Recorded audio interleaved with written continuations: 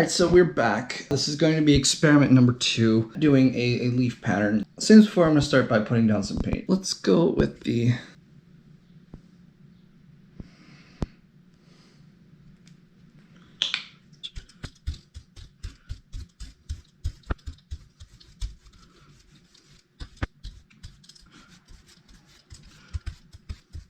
Yes, that's too much.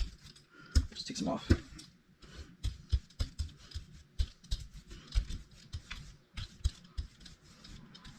We're going to go ahead and take this plant here, these weeds that I pulled out of my backyard.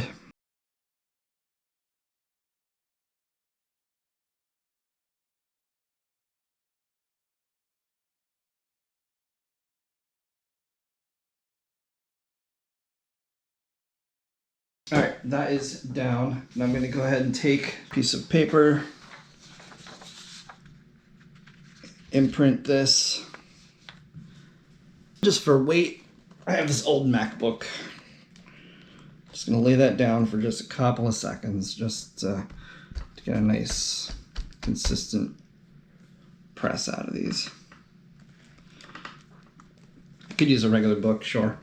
But why not use some old piece of technology that you have lying around?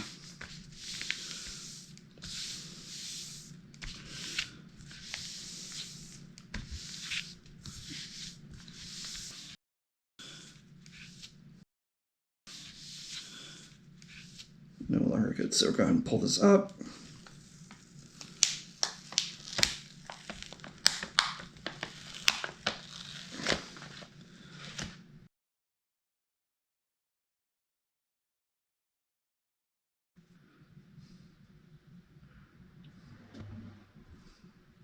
So yeah, I didn't get a lot of the paint out of the middle, which I should have, but it's fine. It's fine. As I said, I pulled these plants from my backyard. They're called plantain herbs. I looked it up on Google Eye because I really don't know if they're called plantain herbs or not. They could be some other weed.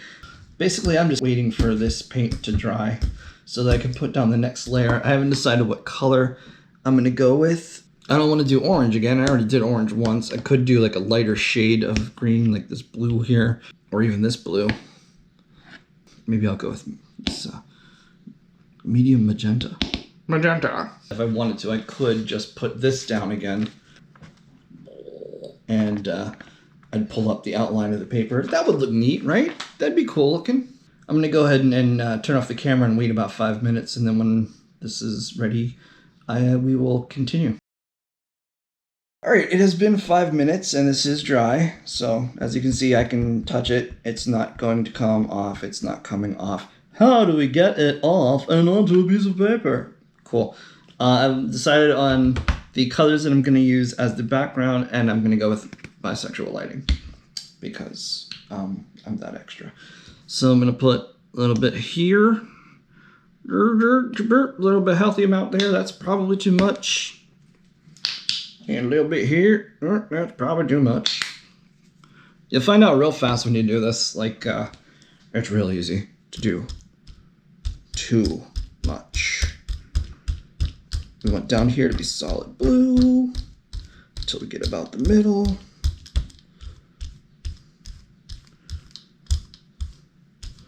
We want up here to be solid magenta.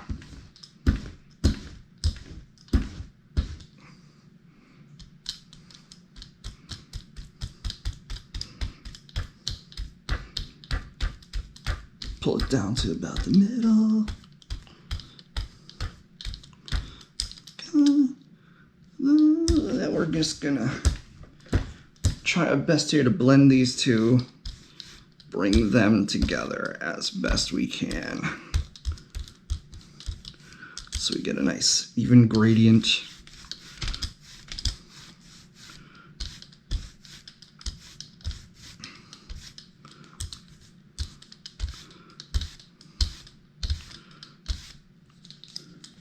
Now, important, while it's still wet and set.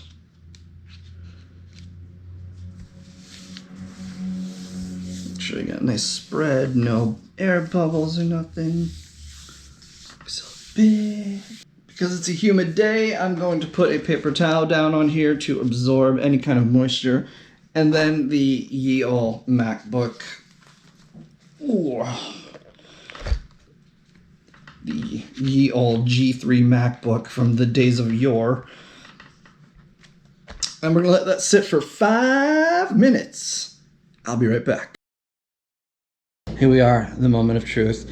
This is the point where I see whether or not I've completely wasted my time or I've come up with a perfect work of art. Here we go. This is on here real tight.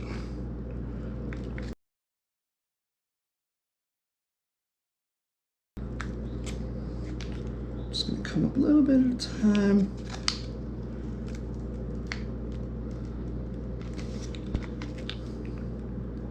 Seems okay around the edges.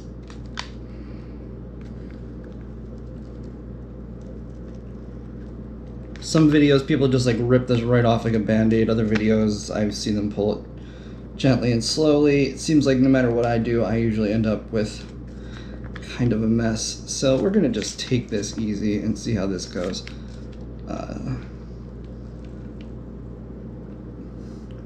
You can see the places where the paint didn't dry 100%. That's fine. That's cool. All right. Yeah, that is on there. And we're gonna get some rippage down there. Anyway, ooh, so there we go. As you can see, this is pretty much, this is an 8x10, so it's suitable for framing. If you wanted to frame this, if you thought like, damn, that's so cool, I gotta have that on my wall, you could totally do that. Simple, easy stuff. Lots of fun.